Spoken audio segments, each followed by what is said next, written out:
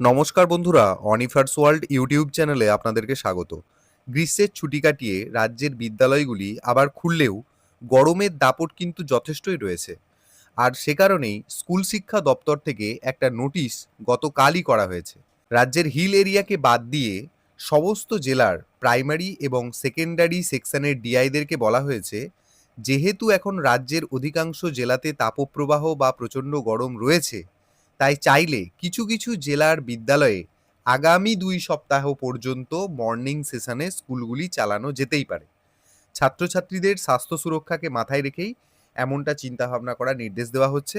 অতএব ডিআইরা চাইলেই বিদ্যালয় কর্তৃপক্ষ বা এসআইদেরকে এই অর্ডার দিতেই পারেন যে বিদ্যালয়গুলি মর্নিং সেশন করার।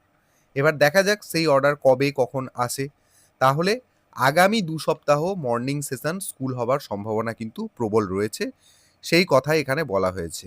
স্কুল শিক্ষা দপ্তরের এই ছোট্ট আপডেট ভিডিওটি সকলের সাথে শেয়ার করুন এবং আপনারা যারা আমার চ্যানেলে নতুন তারা চ্যানেলটিকে সাবস্ক্রাইব করে নিতে ভুলবেন না।